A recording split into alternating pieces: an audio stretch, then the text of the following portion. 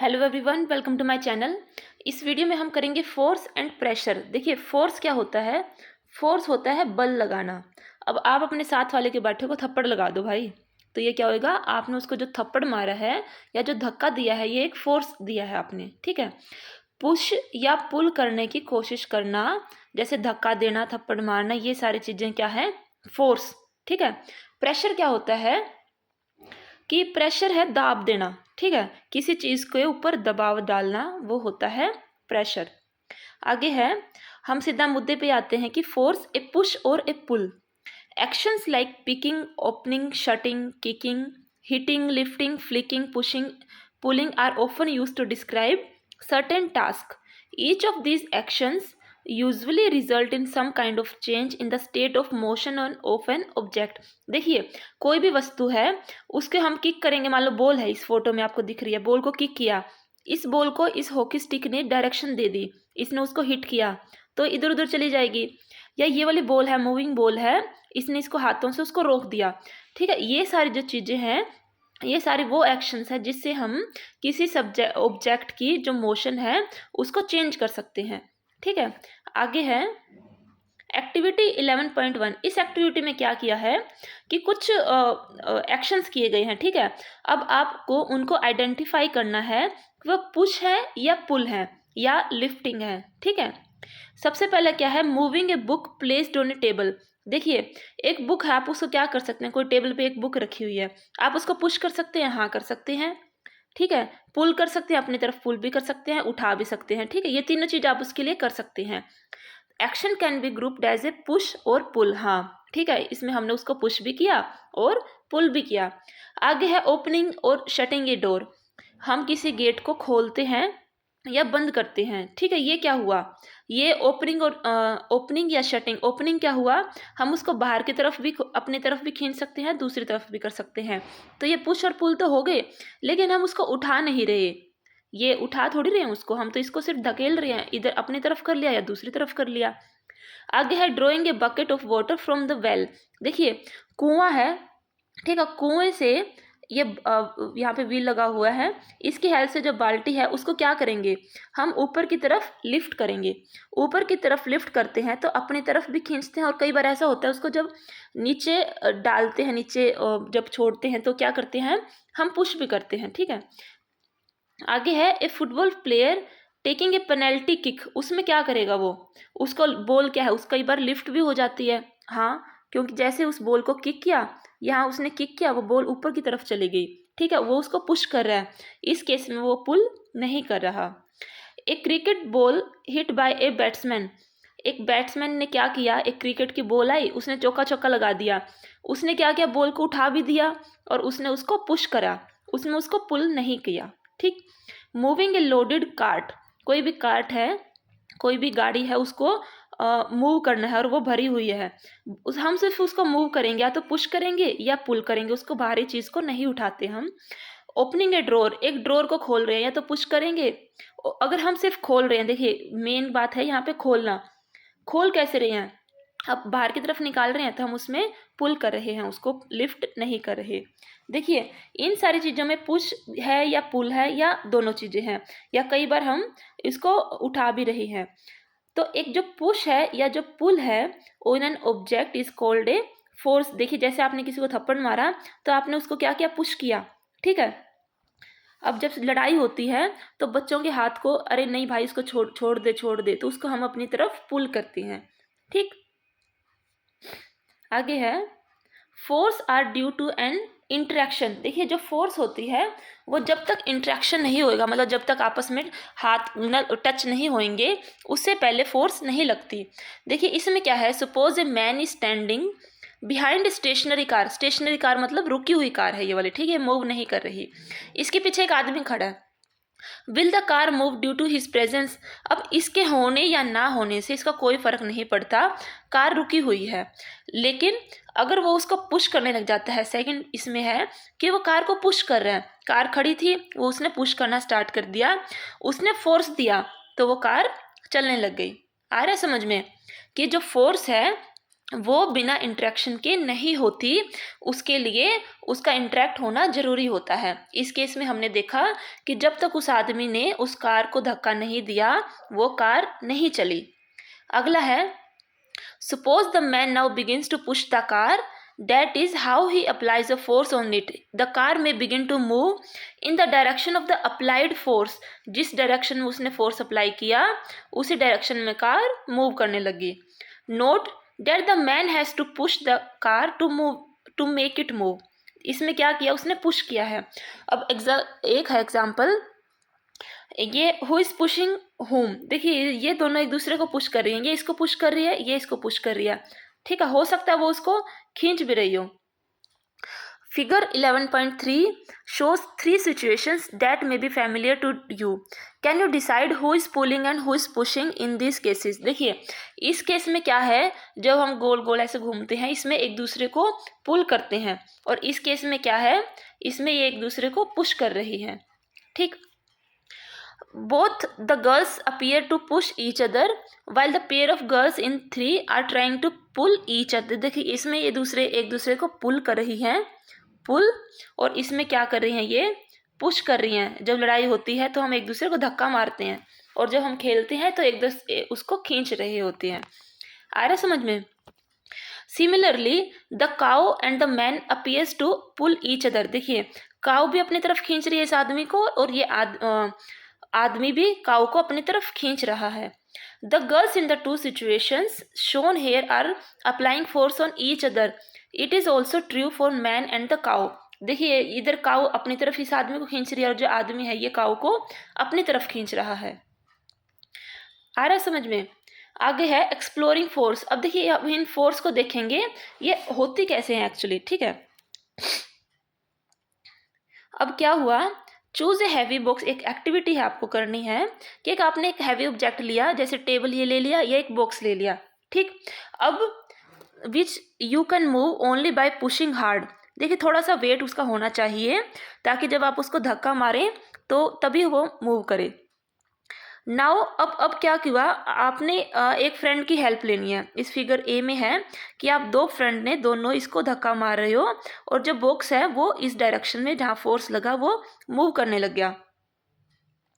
अब second case में क्या किया कि एक बच्चा इधर से पुश कर रहा है आपका फ्रेंड, और एक इधर से पुश कर रहा है, तो इस केस में ये मूव नहीं करेगा, इस केस में मूव करेगा और इस केस में नहीं करेगा, क्योंकि दोनों जगह से फोर्स लग रहा है, ठीक है।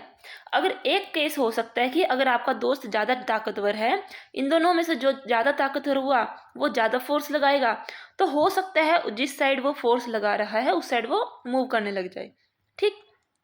ये आपने एक एक्टिविटी करी, इसमें आपने समझा कि जिस डायरेक्शन में हम फोर्स लगाते हैं ऑब्जेक्ट उसी डायरेक्शन में मूव करती है। या एक दूसरी एक्टिविटी है जिसमें आप रोप वाला गेम खेलते हैं। ये 3 बच्चे इधर हैं, 3 बच्चे इधर हैं, ये दोनों रोप के हेल्प से खींच रहे हैं, ये इधर खींच रहा है और ये तीनों इधर खींच रहे हैं। अब जिसमें ज़्यादा फोर्स होएगा वो उधर ही रस्सी खींचती चली जाएगी, ठीक है, और ये वाले बच्चे एक तरफ के बच्चे हार जाते हैं। इसमें क्या है, the force applied on an object in the same direction add to one another. देखिए जो फोर्स अगर सेम डायरेक्शन में है, देखिए इस बच्चे ने कुछ फोर्स लगाया, फिर इसने लगाया, फिर इसने लगाया, इन सब ने एक एक डायरेक्शन में फोर्स लगा दिया। इसका मान लो एक फोर्स था, इसने 2 लगा दिया, इसने 3 लगाया, तो ये तीनों जो फोर्स हैं ये ऐड हो जाएंगे। ऐड होने के बाद ये मतलब इस डायरेक्शन में वो एडअप हो जाते हैं ये वाले फोर्सेस। अब आपने इस एग्जाम्पल से भी आप समझ सकते हैं कि इसमें क्या था, आपने फोर्स लगाया, फिर आपके दोस्त ने फोर्स लगाया, तो ये जो दोनों फोर्स थे वो ऐड होने के बाद एक जो कॉमन फोर्स लगता है उससे ये बॉक्स मूव करता है। आगे है, if the two forces act in the opposite direction of an object the net force acting on it is the difference between the two forces. देखिए अब इस वाले केस में मैंने कहा था कि अगर किसी का फोर्स ज़्यादा है, मान लो इसका फोर्स ज़्यादा है, तो नेट फोर्स कितना होएगा। देखिए ये इधर लगा रहा है, ये इधर लगा रहा है, तो दोनों को माइनस करेंगे, इस बड़े वाले में से ये छोटे वाला फोर्स जो माइनस होएगा, तो जो नेट बचेगा फोर्स वो एक्चुअली होता है कि वो कितना फोर्स जो आउटपुट हमारा निकलता है।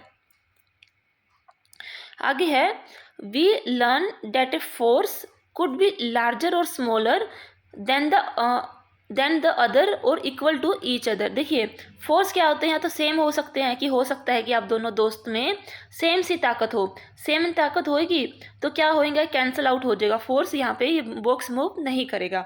या हो सकता है एक के पास ज़्यादा हो एक के पास कम हो। ठीक है, अब क्या है, जो स्ट्रेंथ है जो फोर्स की उसको हम मैग्नीट्यूड में एक्सप्रेस करते हैं।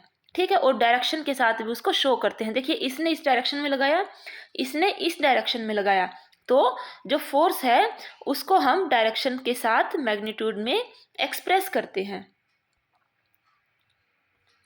आगे है a force can change the state of motion. देखिए एक जो फोर्स है वो जो मोशन में है कोई चीज़ उसको भी चेंज कर सकती है। हाँ जी बिल्कुल कर सकती है। आपने क्रिकेट की जो बॉल है या फुटबॉल है, वो बॉल आई, मान लो इस डायरेक्शन में मूविंग बॉल आ रही है, आपने हाथ डाल लिया या उसको पकड़ते हैं कैच करते हैं तो उसकी क्या है, मूवमेंट कम हो जाती है और वो रुक जाती है।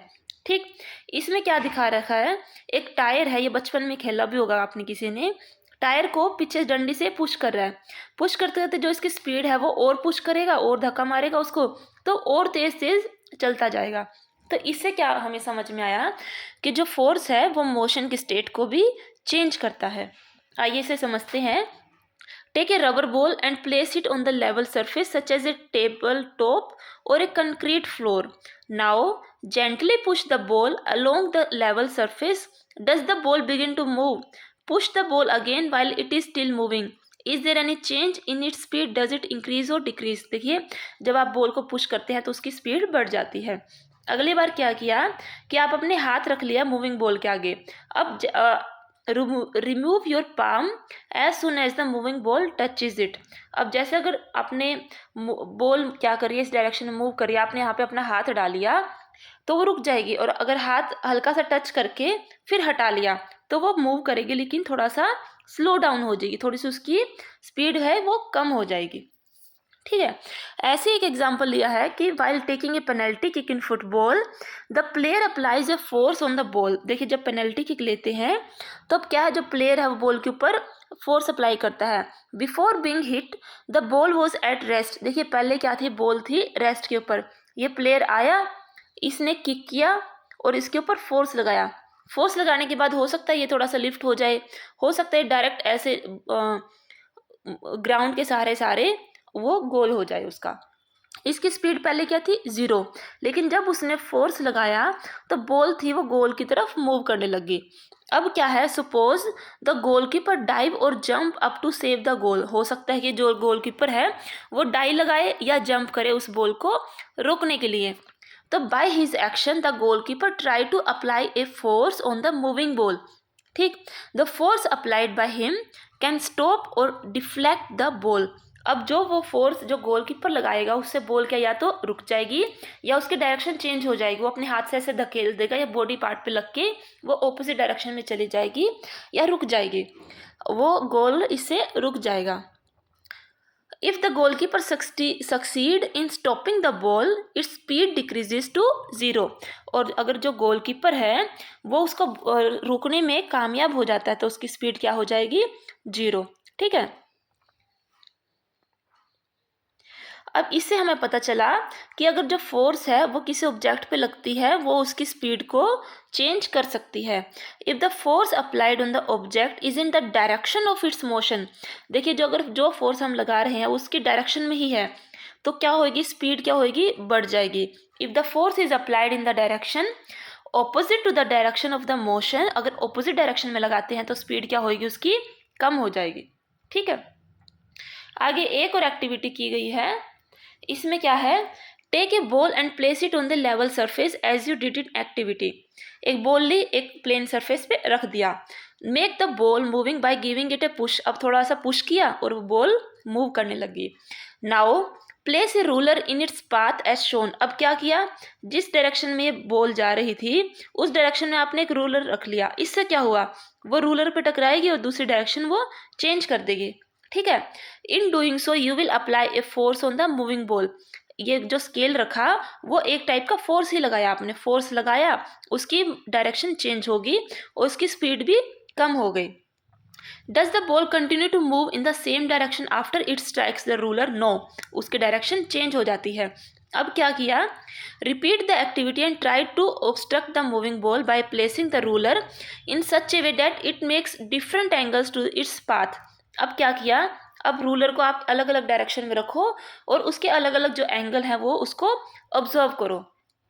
अब इससे क्या पता चलता है कि इसने एक और एग्जांपल लिया है कि in the game of a volleyball, volleyball की जो गेम में players often push the moving ball to their teammates to make it a winning move. देखिए, आपने कभी वॉलीबॉल का गेम खेला होगा तो यहाँ पे मान लो काफ़ी सारे प्लेयर्स हैं।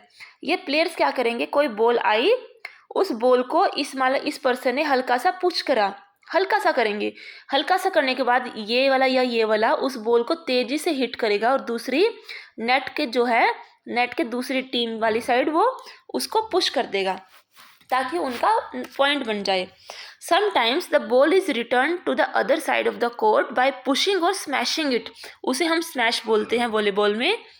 इन cricket a batsman plays his or her shot by applying a force on the ball with the bat. Cricket में क्या होता है, बैट के हेल्प से फोर्स लगाया जाता है बॉल पे ताकि चौका या छक्का लग सके। Is there any change in the direction of the motion of the ball in these cases? हाँ, इन दोनों केस में क्या बॉल की जो डायरेक्शन है वो चेंज हुई है। आगे क्या है, in all these examples the speed and the direction of the moving ball change due to the application of the force. Force की वजह से इनकी डायरेक्शन और स्पीड दोनों ही चेंज हो गई। इसे हमें समझ में आया, ए change in either the speed of the object और इट्स डायरेक्शन ऑफ मोशन और बोथ, या तो उसकी स्पीड में चेंज हो जाए या उसकी डायरेक्शन में चेंज हो जाए या दोनों ही चेंज हो जाए, उसको बोलते हैं change in its state of motion. ठीक है, दस ए फोर्स में bring a change in the state of motion of an object. एक फोर्स क्या होती है, वो किसी ऑब्जेक्ट की जो स्टेट ऑफ मोशन है उसमें चेंज ला सकती है। आगे है, एक और एक्टिविटी की गई है, force can change the shape of an object. देखिए, जो फोर्स है वो शेप को भी चेंज कर सकती है। आगे है, एक्टिविटी में क्या क्या किया गया है, कई सिचुएशन दे रखी हैं आपको और आपको कैसा फोर्स लगाना है वो दे रखा है, ये डायग्राम भी है। अब क्या करें, इसमें हमें देखना है कि वो उसकी जो स्टेट ऑफ मोशन चेंज हुई है या नहीं हुई, या उसकी जो शेप है वो चेंज हुई है या नहीं हुई। इसमें क्या किया, आटा है, आटे को प्लेट पे रख लिया, अब उसको अपने हाथों से प्रेस करना है। उसका क्या हुआ, उसमें मोशन हुआ, हाँ, जो हल्का फुल्का है उसमें हल्का फुल्का मोशन हुआ और जो उसकी शेप है वो भी चेंज हो गई। अगला क्या है, spring fix to the seat of a bicycle by sitting on the seat. देखिए, जो स्प्रिंग होते हैं बाइसिकल के नीचे, जब आप उसके ऊपर बैठ जाते हैं तो उसका जो मोशन था, मोशन देखिए वो तो मूव वैसे ही नहीं कर रहा था, वो तो एक स्टडी था, लेकिन जो उसकी शेप है वो चेंज हो गई। फोर्स लगाने के बाद आप उसके ऊपर बैठ के फोर्स लगा और वो जो स्प्रिंग थे पहले वो ऐसे बड़े बड़े थे, अब वो बिल्कुल जॉइंट हो गया आपस में। ठीक है, ये उसकी शेप चेंज हो गई। आगे है, a rubber band suspended from a hook. इसमें क्या किया, एक हुक है उसके ऊपर एक रबर बैंड लगा लिया। अब उसको क्या करेंगे, आप उसको पुश करेंगे या पुल करेंगे, तो पुल करने के बाद क्या होगा, थोड़ा सा मूव भी करेगा, उसकी शेप भी चेंज हो जाएगी। अगला एग्जाम्पल है, a plastic or a metal scale placed between two bricks. एक प्लास्टिक है या मेटल स्केल है, उसको दो ब्रिक्स के बीच में रख दिया। ठीक है, इसमें बुक्स दिखा रखे हैं, वैसे बुक्स के ऊपर एक प्लास्टिक या आप मेटल का स्केल रखेंगे, उसके ऊपर अगर आपने थोड़ा वेट डाला तो उसका क्या होगा, देखो मोशन तो उसका हुआ ही नहीं, हल्का सा, वो पहले स्टडी था, वो हल्का सा नीचे बेंड हो गया, हल्का सा उसका मोशन हुआ और उसकी जो शेप है वो भी चेंज होगी, पहले वो स्ट्रेट था वो बेंड हो गया। ठीक है, ये आपको समझ आ रहा होगा कि जो फोर्स लगाने से उसकी शेप भी चेंज हो सकती है और उसका मोशन भी चेंज हो सकता है। आगे है, ये सारा हमने पढ़ लिया है। Having performed all the above activities, you have realized that a force may make an object move rest. इससे क्या है, जो एक फोर्स है वो किसी चीज़ को रेस्ट पे ला सकती है। इट में change the speed of an object if it is moving. अगर मूव कर रही है तो उसकी स्पीड का चेंज कर सकती है। इट में change the direction of motion of an object. देखिए, उसके जो डायरेक्शन है उसको भी चेंज कर सकती है, उसकी शेप है उसकी भी चेंज कर सकती है, और मे को सम और ऑल ऑफ दिस इफेक्ट, या तो सारे चेंज इफेक्ट, या तो इसमें मोशन भी आ जाएगा, शेप भी चेंज हो जाएगी, एक करेगा, 2-3 इफेक्ट उसके ऊपर जरूर आते हैं। आगे है कंटैक्ट फोर्सेस। कंटैक्ट फोर्सेस क्या होती हैं? देखिए सबसे पहले है मस्कुलर फोर्स। मस्कुलर फोर्स इसको हम पढ़ते हैं, देखिए when we push an object like a school bag or lift a bucket of water, where does the force come from? देखिए जब हम पुश करते हैं किसी ऑब्जेक्ट को या लिफ्ट करते हैं पानी की बाल्टी को, तो जो फोर्स है ये आती कहाँ से है? This force is caused by the action of muscles in our body. हमारी बॉडी में जो मसल्स हैं उनकी एक्शन से हमारे ये फोर्स आती है। The force resulting due to the action of muscles is known as muscular force. ठीक है, जैसे इसके नाम से मसल्स वाली फोर्स को मस्कुलर फोर्स बोलते हैं। Animal also make use of muscular force to carry out their physical activities and other task. देखिए जो एनिमल्स हैं उनके जो नॉर्मल फिजिकल एक्टिविटीज़ क्या है, वो चल रहे हैं, मूव कर रहे हैं, या जो बोझ उठा रहे हैं, ये सारी मस्कुलर फोर्स की हेल्प से ही करते हैं। Animals like bullocks, horse, donkey and camel are used to perform various tasks for us। ये सारे अलग अलग काम हमारे लिए करते हैं और ये मस्कुलर फोर्स का ही यूज़ करते हैं। आई होप आपको समझ आ रहा होगा। अगर वीडियो आपको फास्ट लग रहा है तो आप इसको थोड़ा स्लो भी कर सकते हैं। Since a muscular force can be applied only when it is in contact with an object. देखिए ये हमने देखा था कि जो फोर्स है वो इंटरेक्शन के बाद ही होती है। तो इंटरेक्शन मतलब जब तक उसमें कंटैक्ट नहीं होगा तो फोर्स नहीं लगती, ठीक है। और ऐसे फोर्स जिसमें कंटैक्ट होता है ऑब्जेक्ट के साथ उसे बोलते हैं कंटैक्ट फोर्स। आगे है फ्रिक्शन। देखिए फ्रिक्शन क्या होता है? घर्षण। A ball rolling along the ground gradually slow down and finally comes to rest. देखिए क्या होता है, आपने एक बॉल है वो मूव कर रही है, लेकिन थोड़ा सा मूव करने के बाद वो यहाँ जाके रुक जाती है, यहाँ पे वो स्टॉप हो जाती है और यहाँ पे वो मूव कर रही है। ऐसा क्यों होता है? या कई बार होता है कि जब हम पैडलिंग करते हैं तो जैसे हमने पैडल किया तो साइकिल थोड़ी दूर तक जाएगी, लेकिन फिर जाके वो रुक जाती है। एक कार या स्कूटर भी जब उसका इंजन को स्विच ऑफ करते हैं वो भी बंद हो जाते हैं। ये ऐसे कई चीज़ें हैं जो हमारी लाइफ में होती रहती हैं। तो ये होती क्यों है? देखिए इन सब का जो रीज़न है, जो फोर्स है, the force responsible for changing the state of motion of object in all these examples are is the force of friction. ये फ्रिक्शन, ये जो घर्षण बोलते हैं, फ्रिक्शन बोलते हैं, ये उसकी वजह से ये सारी चीज़ें हैं रुक जाती हैं, ठीक है। इसमें क्या होता है, जो फ्रिक्शन है, जो ग्राउंड इस बॉल के ऊपर लगा रहा है, इसकी वजह से जो फोर्स फ्रिक्शन के रूप में जो लगती है, उससे बॉल या बाईसाइकिल के जो टायर हैं या जो गाड़ियाँ हैं वो रुक जाती हैं। इसको डिटेल में देखेंगे। It is the force of friction between the surface of the ball and the ground that brings the moving ball to rest. देखिए ग्राउंड के सरफेस के साथ और जो बॉल है उसके साथ जो फोर्स है, जो फ्रिक्शन की, उसकी वजह से ही मूविंग बॉल है वो रेस्ट में आ जाती है।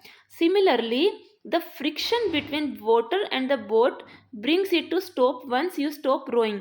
ऐसे ही अगर हम बोट को पैडल मार रहे हैं, जैसे हमने रोक दिया तो जो पानी का जो फ्रिक्शन है, पानी और जो बोट के साथ जो फ्रिक्शन हुआ उसकी वजह से बोट रुक जाती है। The force of friction always act on the all moving object and its direction is always opposite to the direction of motion। देखिए जिस डायरेक्शन में मोशन है उसके ऑपोजिट डायरेक्शन में फ्रिक्शन लगता है, ठीक है। ये हमेशा उसके ऑपोजिट डायरेक्शन में ही लगता है। Since the force of friction arise due to the contact between the surface. देखिए ये तब ही होता है जब दो सरफेस आपस में कंटैक्ट होते हैं। जब ये बॉल इस ग्राउंड के साथ कंटैक्ट में आई तभी ये फ्रिक्शन लगता है, वरना यहाँ पे फ्रिक्शन नहीं लगेगा। जब तक वो इस ग्राउंड के यहाँ पे कंटैक्ट में आएगी तभी जाके वो फ्रिक्शन लगता है। आगे है, आगे चैप्टर 12 में हम इसको और भी डिटेल में देखेंगे। एक एक्टिविटी की गई है, take a pair of bar magnet. इसमें क्या किया, मैग्नेट ले लिए, ठीक है, 2 मैग्नेट ले लिए।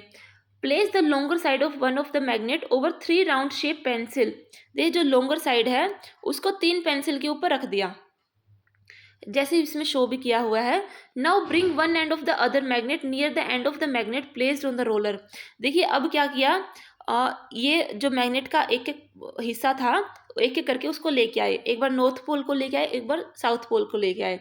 Make sure that two magnet do not touch each other, sure करो कि जो मैग्नेट्स हैं वो एक दूसरे को टच ना करें। देखिए इसमें दिखा भी रखा है कि इसको टच नहीं किया। अब क्या हुआ कि आप क्या ऑब्जर्व करेंगे, जब now bring the other end of the magnet near the same end of the magnet placed on the roller. Note what happens to the magnet placed on the roller every time another magnet is brought near it. देखिए इसमें क्या होता है, जो magnet हैं जो उनका same pole है, अगर जैसे नॉर्थ और नॉर्थ है तो जो लाइक पोल्स हैं वो एक दूसरे को रिपेल करेंगे, वो एक दूसरे को रिपेल करते हैं। या अगर साउथ साउथ पोल है, लेकिन अगर नॉर्थ और साउथ पोल हैं तो वो एक दूसरे को अट्रैक्ट करते हैं। ठीक है, जब नॉर्थ और साउथ पोल आपस में टकराए, यहाँ पे मतलब इसको पास में लेके आए, तो जो ये इस पेंसिल के ऊपर जो ये वाला मैग्नेट था, जब सेम हुए तो वो उसकी तरफ खींच के आ गए, और जब ये अलग अलग हुए, सेम सेम हुए, जैसे अगर मान लो साउथ साउथ है तो ये इसको रिपेल करेगा। जैसे ही हम इसको यहाँ लेके जाएंगे तो ये मैग्नेट उधर वाली साइड भागने लग जाएगा। ठीक है, आपको समझ ही आ रहा होगा ना कि अगर नॉर्थ नॉर्थ पोल को लेके आते हैं तो एक दूसरे को रिपेल करते हैं, और अगर नॉर्थ के साथ साउथ को लेके जाएंगे तो वो उसको खींचेगा अपनी तरफ। ये जो मैग्नेट है, a magnet can exert A force on another magnet without being in contact with it. देखिए इसमें क्या हुआ, उन्होंने उसको कांटेक्ट में नहीं लाए लेकिन फिर भी एक दूसरे के ऊपर फोर्स लगा रहे हैं। तो ये जो मैग्नेट जो फोर्स लगाता है वो एक एग्जाम्पल है नॉन कांटेक्ट फोर्स का।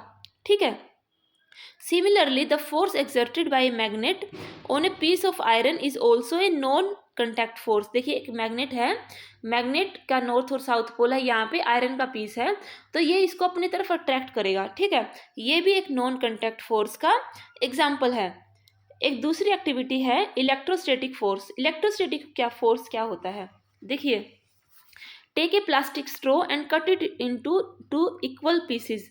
इक्वल पीस में दो, एक स्ट्रो लिया उसको 2 इक्वल भाग कर दिए।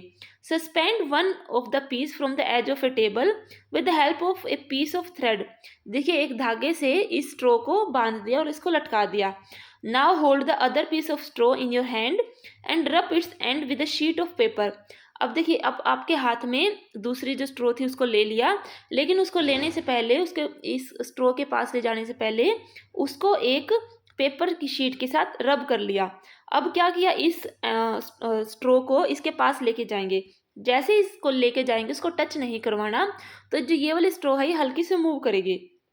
ठीक है, अब दोबारा क्या किया, next rub the free end of the suspended piece of straw with a sheet of paper. अब जो लटकी हुई थी उसको रब किया, और फिर दोबारा हम उसको स्ट्रो को है दोबारा रब करके फिर उसके जो फ्रीली अटकी हुई थी उसके पास लेके आए। तो आप क्या ऑब्जर्व करते हैं, देखिए the straw is said to have acquired electrostatic charge after it has been rubbed with a sheet of the paper. देखिए जब स्ट्रो को पेपर के साथ हमने रब किया तो उसमें एक चार्ज पैदा हो गया, और उसे बोलते हैं इलेक्ट्रोस्टैटिक चार्ज। ठीक है, वो क्या हुई, थोड़ा सा चार्ज होगी, और जैसे ही वो चार्ज हुई तो जैसे ही उसको स्ट्रो के पास लेके जाते हैं तो वो मूव करती है, क्योंकि इस फोर्स की वजह से जो इसमें चार्ज पैदा हुआ था। The force exerted by a charge body on another charge or uncharge body is known as electrostatic force. देखिए एक बॉडी है वो चार्ज हो गई है, या वो दूसरी बॉडी के ऊपर जो फोर्स लगाती है वो हो सकता है वो चार्ज हो या अनचार्ज हो, उस फोर्स को बोलते हैं इलेक्ट्रोस्टैटिक फोर्स। ठीक है, this force comes in to play even when the bodies are not in contact. देखिए इस केस में भी हमने उसको कॉन्टैक्ट नहीं करवाया था, और ये फोर्स तब भी काम होती है जब वो जो बॉडीज हैं वो कॉन्टैक्ट में नहीं होती। ये भी एक एग्जाम्पल है नॉन कॉन्टैक्ट फोर्स का। ठीक है, पहला था मैग्नेट वाला और दूसरा था ये इलेक्ट्रोस्टैटिक फोर्स वाला। अब आगे है ग्रेविटेशनल फोर्स। देखिए ग्रेविटेशन नाम से ही पता चलता है कि जो फोर्स ग्रेविटी लगाती है वो ग्रेविटेशनल फोर्स होती है। You know that a coin or a pen falls to the ground when it slips off your hand। देखिए आपके हाथ से पेन अगर छूट जाता है या कॉइन छूट जाता है वो जाके नीचे फर्श पे ही गिरता है, या जो लीफ है या जो फ्रूट्स हैं वो भी ग्राउंड पे आके गिरते हैं। तो ऐसा क्यों होता है, ये भी एक फोर्स की वजह से होता है, जो है फोर्स ऑफ ग्रेविटी या ग्रेविटेशनल फोर्स। पढ़ते हैं हम इसको। ऑब्जेक्ट्स और things fall towards the earth because it pools them. देखिए जो अर्थ है हमारी वो चीज़ों को अपनी तरफ खींचती है, और इसीलिए जो पेड़ों की पत्तियां हैं, फल हैं, या जो हमारे हाथ से पेन छूट जाता है वो सब नीचे गिर जाती हैं, क्योंकि जो अर्थ है वो एक फोर्स लगा रही है, और जिसे बोलते हैं फोर्स ऑफ ग्रेविटी या सिर्फ ग्रेविटी। ये क्या है, एक अट्रैक्टिव फोर्स है, अट्रैक्ट करेगी तभी तो अपनी तरफ खींचेगी। The force of gravity act on all object. देखिए ये हर ऑब्जेक्ट के ऊपर एक्ट करती है। The force of gravity act on all of us all the time without our being aware of this. देखिए हर समय हमें इसका पता भी नहीं होता, लेकिन ये हमें अट्रैक्ट करती रहती है जो अर्थ है। Water being flown begins to flow toward the ground as soon as we open a tap. देखिए अगर हमने टैप खुला छोड़ दिया तो वो जो पानी है वो भी नीचे की तरफ गिरने लग जाएगा। जो पानी है रिवर्स में वो भी नीचे की तरफ फ्लो करता है, क्योंकि उसके ऊपर भी ग्रेविटी लग रही होती है।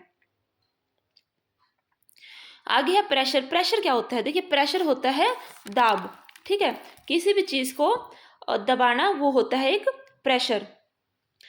To push a nail into a wooden plank by its head. आपने एक वुडन प्लैंक पे एक नेल लिया और उसको पुश करा इस हैमर के साथ, ठीक है, ये क्या हुआ, आप उसके ऊपर प्रेशर लगा रहे हैं। पुश किया, लेकिन पुश करने के ये एक प्रेशर भी लगा रहे हैं आप इस कार्डबोर्ड के ऊपर, ठीक है। या आप जो सब्जियां हैं वो काट रहे हैं चाकू के साथ, शार्प नाइफ के साथ, तो इनमें से देखिए अगर आप सब्जी काट रहे हैं, एक तो है शार्प नाइफ मतलब काफ़ी पहनना है, और एक है ब्लंट नाइफ कि मतलब जिसकी धार ज़्यादा तेज नहीं है। तो इसका क्या हुआ कि जिसकी जो शार्प है वो सब्जी इजीली काट देगा, ठीक है। आगे है, do you get the feeling that the area over which the force is applied, for example the pointed end of the nail plays a role in making this task easier. देखिए इस case में क्या था कि जो ये जो nail था उसकी जो ये वाली थी, इसका एरिया क्या था, कम था, कम एरिया था, तो जब इसके ऊपर हैमर से हमने हिट किया तो वो आसानी से इस प्लैंक के अंदर चला गया। और इस केस में क्या है, जो चाकू है, जो चाकू की जो एरिया है वो शार्प करने के बाद वो कम हो गया, ठीक है, ये शार्प है और ये ब्लंट है, तो इसमें जो सब्जियां हैं वो अच्छी तरह कट जाएंगे, इसमें थोड़ी सी हमें ज़्यादा फोर्स लगाना पड़ेगा। ये है, do you feel that the area over which the force is applied makes this task easier. The force acting on unit area of a surface is called pressure. देखिए जब हम इसी फोर्स को एक यूनिट एरिया में लगाते हैं उसे बोलते हैं प्रेशर। प्रेशर क्या होता है, force per unit area on which it acts. देखिए प्रेशर क्या हुआ, pressure is equal to force upon area. Area को हम यूनिट में लेंगे, फोर्स को भी यूनिट में लेंगे, तो वो क्या आएगा, प्रेशर। जितना फोर्स लगाएंगे उतना प्रेशर लगेगा, लेकिन ये एरिया के उल्टा होता है, क्योंकि डिवाइड में है, इन्वर्सली प्रोपोर्शनल है कि अगर एरिया ज़्यादा होगा तो प्रेशर कम लगेगा, और अगर एरिया कम है तो प्रेशर ज़्यादा लगेगा, ठीक है। अब क्या है, I now understand why potter place a round piece of cloth on their head. देखिए जो ये बोझ उठाने वाले होते हैं ये अपने सिर पे एक राउंड पीस रख लेते हैं कपड़े का, ठीक है। इसका क्या हुआ, ये इसका सिर है, अगर सिर के ऊपर राउंड पीस हुआ तो उसने एरिया बढ़ा दिया, और उसके ऊपर फिर वो सामान रखता है, तो उसके क्या एरिया बढ़ाने से उसके ऊपर जो प्रेशर है, दाब है, वो कम महसूस होता है, ठीक है। आगे है, note that the area is in denominator in the above expression, कि जो एरिया था वो डिनोमिनेटर में है। Similarly so the smaller the area the larger the pressure on the surface for the same force. Same he force के लिए अगर area कम कर दिया तो प्रेशर ज़्यादा हो जाएगा। The area of the pointed end of the nail is much more smaller than those of its head. देखिए जो उसका नेल का जो हेड होता है उसका जो एरिया है, ये जो नीचे है इस पॉइंट का, ये कम है और ये ज़्यादा है, ठीक है। The same force therefore produce a pressure sufficient to push the pointed end of the nail into the wooden plank. देखिए यही फोर्स क्या थी, force is equal to pressure is equal to force upon area. Area हमने कम किया, ये वाला कम कर दिया, लेकिन फोर्स हमने सेम लगाई, तो उसकी क्या पूरा ये कम हुआ तो प्रेशर ज़्यादा हो गया। ज़्यादा होने से जो नेल है वो आराम से उस लकड़ी के उसमें चला जाता है। ऐसे ही आपने देखा होगा जो आपके स्कूल बैग्स हैं उसकी जो स्ट्रैप है वो थोड़ी सी चौड़ी होती हैं। अगर आपने कोई गलती से पतली स्ट्रैप वाला बैग ले लिया तो आपको ज़्यादा भारी लगेगा, क्योंकि जो उसका एरिया था स्ट्रैप का, वो एरिया बढ़ाने से जो फोर्स है, क्योंकि फोर्स आपके जो बैग है, बैग की जो बुक्स हैं वो तो सेम ही रहेंगी, लेकिन जो प्रेशर है वो कम हो जाएगा, तो आपको इतना जैसे ज़्यादा फोर्स आपके ऊपर नहीं लगेगा, ज़्यादा दर्द नहीं होएगा। देखिए जो लिक्विड है और जो गैस हैं वो भी प्रेशर एक्सर्ट करते हैं, ठीक है। इसमें एक एक्टिविटी करवाई गई है, take a transparent glass tube और ए प्लास्टिक पाइप। एक ग्लास ट्यूब ले ले या एक प्लास्टिक की पाइप ले ले। लेंथ कितने होने चाहिए? करीब 25 सेंटीमीटर होनी चाहिए और 5 से 5.5 सेंटीमीटर उसका डायामीटर होना चाहिए। लेंथ इसकी 25 होनी चाहिए और जो डायामीटर है वो 5 से 7.5 सेंटीमीटर होना चाहिए। अब क्या किया, अब एक थिन शीट ले ली, एक अच्छी क्वालिटी रबर की, ठीक है, एक रबड़ ले लिया, एक रबड़ balloon, stretch the rubber sheet tightly over one end of the pipe, hold the pipe at the middle, keeping it in vertical position। देखिए इस पोजीशन में जैसे ये है नीचे रबड़ लगा दिया और उसको वर्टिकल पोजीशन में होल्ड कर लिया। Ask one of your friend to pour some water in the pipe. अब आपने किसी फ्रेंड को बोला कि भाई तुम इसमें पानी डाल दो। Note also the height of the water column in the pipe. अब जो उसकी हाइट थी वो भी देखो। पोर सम वाटर, थोड़ा सा और पानी डाल लो, फिर उसकी हाइट देखो या उसमें से जो बबल्स हैं। अब जो क्या था कि पहले आपने पानी डाला तो ये जो रबड़ था वो इतना था, फिर मैं इसमें और पानी डाला तो ये जो रबड़ था वो थोड़ा और बड़ा हो गया, ठीक है, और पानी डालेंगे तो ये और बड़ा होता जाएगा। तो इसका क्या मतलब है कि जो पानी है वो उसके ऊपर प्रेशर एक्सर्ट कर रहा है। प्रेशर लगाने से जो इसकी शेप है वो चेंज हो गई है। अब दूसरी एक्टिविटी क्या करी कि टेक ए प्लास्टिक बोतल, you can take a discarded water और सॉफ्ट ड्रिंक बोतल। देखिए कोई भी प्लास्टिक बोतल ले ली, उसमें क्या किया, fix a cylindrical glass tube a few centimetre long near its bottom as shown. देखिए आप ये इसमें देखा, एक बोतल ली, ठीक है, इसमें एक सिलेंड्रिकल ग्लास ट्यूब इसमें अटैच कर दी और उसके बाद भी यहाँ पे एक रबड़ ट्यूब लगा दी, ठीक है, ग्लास ट्यूब लगा दी। अब क्या किया, अब इसमें फिर पानी डाला, पानी डालने से ये फिर इसकी जो शेप है वो चेंज हो गई। आगे क्या किया इसने, टेक ए प्लास्टिक बोतल, you can take a discarded water a soft drink bottle, fix a cylindrical glass tube a few centimetre long near its bottom as shown is figure 11.15। ये हमने कर दिया। उसके बाद क्या किया, you can also do the slightly heating one end of the glass tube and then quickly inserting it near the bottom of the bottle. देखिए इसमें अटैच करने के लिए आप उसको थोड़ा सा हीट कर सकते हैं ताकि वो प्लास्टिक में आसानी से घुस जाएगा। Make sure the water does not leak from the point. अब जो जॉइंट लगा है इससे पानी नहीं निकलना चाहिए, अगर लीकेज है तो आप उसको सील कर सकते हैं मोल्टन वैक्स वगैरह के साथ।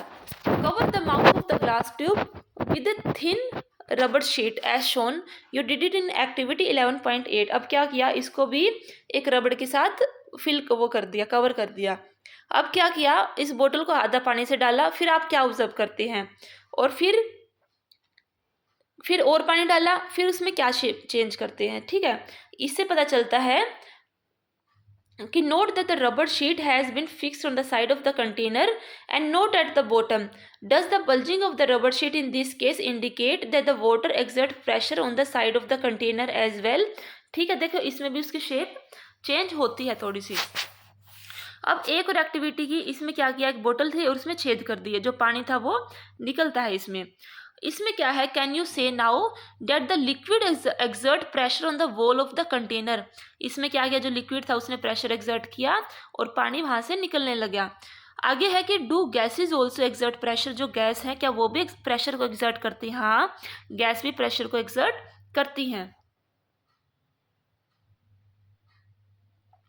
आगे क्या है कि when you inflate a balloon, आपने एक बैलून को फुला दिया, why do you have to close its mouth. इसका जो आपको मुंह है वो क्यों बंद करना पड़ता है? क्योंकि जो उसकी जो एयर है वो कहीं बाहर ना निकल जाए, और वो प्रेशर के साथ बाहर आएगी तो वो बैलून फिर से बंद हो जाएगा, ठीक है। Do you recall what happens to the air in the bicycle tube when it has a puncture. देखिए जब पंचर होता है तो क्या होता है, देखिए पंचर होने के बाद जो हवा है वो सारी निकल जाती है। इन सारे एक्सपेरिमेंट से हमें पता चलता है कि जो गैस है वो भी प्रेशर एक्सर्ट करती हैं जिस कंटेनर में वो होती हैं उसकी वॉल्स के ऊपर। आगे है एटमॉस्फेरिक प्रेशर। देखिए ये सारे ग्रेविटेशनल फोर्स या सारे अपने प्रेशर देखिए, गैस भी लगाती है लिक्विड भी लगाती है, तो जो हमारा एटमॉस्फेयर है वो भी कुछ ना कुछ प्रेशर एक्सर्ट करता है। The atmospheric air extend up to many kilometre above the surface of the earth. Earth का जो सरफेस है उसके कई किलोमीटर ऊपर तक जो एटमॉस्फेरिक एयर है वो फैली हुई है। The pressure exerted by this air is known as atmospheric pressure. इस प्रेशर को हम बोलते हैं atmospheric pressure. We know the pressure is force upon unit area. If imagine a unit area and a very long cylinder standing on it filled with air, then the force of gravity on the air in this cylinder is the atmospheric pressure. देखिए normally क्या हुआ, एक cylinder लिया, ठीक है, उसमें एक unit हवा है, ठीक है, जो नॉर्मली जो प्रेशर लगेगा वो होएगा atmospheric pressure. Atmospheric pressure is the force of gravity on air in A column of unit area. एक यूनिट एरिया के जो कॉलम में जितना प्रेशर लगता है उसे बोलते हैं एटमॉस्फेरिक प्रेशर। आगे क्या है, take a good quality rubber sucker. एक अच्छी क्वालिटी का जो रबर है ये ले लिया। अब क्या किया, press it hard on a smooth plane surface. इसको नीचे सरफेस पे हार्डली प्रेस कर दिया। Does it stick to the surface. हाँ ये जो सरफेस है उसे चिपक जाता है। Now try to pull it off the surface, can you do it. अब क्या किया, जब अब इसको खींचो ऊपर तो क्या आप उसे कर सकते हैं, हाँ इसके लिए काफ़ी फोर्स लगाना पड़ता है। देखिए when you press the sucker most of the air between its cap and the surface escape out. जैसे ही हमने इसको प्रेस किया तो जो इसके बीच की जो हवा थी वो निकल गई। The sucker stick to the surface because of the pressure of the atmosphere attack acts on it. देखिए जो ये रबर सकर था इसको जैसे ही हम नीचे प्रेस करेंगे तो जो इसके बीच की जो हवा है, यहाँ पे जो हवा थी और सरफेस के बीच में, ये सारी निकल जाती है। हवा निकलने के बाद ये बिल्कुल चिपक जाता है ग्राउंड से, और ये इसलिए चिपकता है क्योंकि जो एटमॉस्फेरिक प्रेशर है वो उसके ऊपर लगता है। To pull the sucker off the surface, अब इसको सरफेस से निकालने के लिए the applied force should be large enough to overcome the atmospheric pressure. देखिए जो एटमॉस्फेयर है वो उसके ऊपर प्रेशर लगा रहा है और साथ के साथ इसके ऊपर ग्रेविटेशनल फोर्स भी लग रहा है नीचे की तरफ। लेकिन अगर हमें इसे खींचना है ऊपर की तरफ तो इतना फोर्स लगाना पड़ेगा ताकि जो ये एटमॉस्फेरिक जो प्रेशर लग रहा है उससे ज़्यादा होएगा, तब ये फोर्स एक दूसरे को कैंसिल करेंगी और वो जिस डायरेक्शन में फोर्स ज़्यादा होगी वो उसी डायरेक्शन में वो मूव करेगा। This activity might give you an idea about the magnitude of the atmospheric pressure. In fact, it would not be possible for any human being to pull the sucker of the surface if there were no air at all between the sucker and the surface. ठीक है, जो atmospheric pressure वो काफ़ी ज़्यादा होता है। आगे है कि the force due to an air in a column of the height of atmospheric and area 15 centimeter multiply 50 centimeter is nearly equal to the force of gravitation on object of mass 225 kg या 2250 Newton. The reason we are not crushed under this force of the gravity is that the pressure inside our body is also equal to the atmospheric pressure and balance the pressure from the outside. देखिए जो ये atmospheric pressure होता है वो काफ़ी ज़्यादा होता है, ठीक है, और साथ की जो फोर्स ऑफ ग्रेविटी है वो उसके इक्वल होता है। अगर देखिए कोई भी ऑब्जेक्ट है जिसका मास 225 kg है, उसके जो फोर्स ऑफ ग्रेविटी उसके वो बराबर होती है 15 सेंटीमीटर मल्टीप्लाई 15 सेंटीमीटर जिसका एरिया होगा और हाइट होगी एक कॉलम की, ठीक है। ये काफ़ी ज़्यादा होती हैं, लेकिन जो हमारा जो बॉडी है उसका जो उसमें जो प्रेशर होता है वो भी एटमॉस्फेरिक प्रेशर के लगभग इक्वल होता है, तो इसलिए बाहर वाले प्रेशर को वो झेल जाता है। आई होप कि आपको मेरा वीडियो अच्छा लगा होगा। अगले वीडियो में हम इसके एग्जांपल्स करेंगे, एक्सरसाइज करेंगे, क्वेश्चन आंसर्स करेंगे। आप प्लीज़ मेरे दूसरे वीडियोस भी देखें, हिस्ट्री के, साइंस के, मैथ्स वगैरह के, हिंदी के, और प्लीज़ मेरे चैनल को शेयर करें और सब्सक्राइब करें। Thank you for watching. और आपको कोई डाउट हो तो नीचे कमेंट बॉक्स में भी लिख सकते हैं।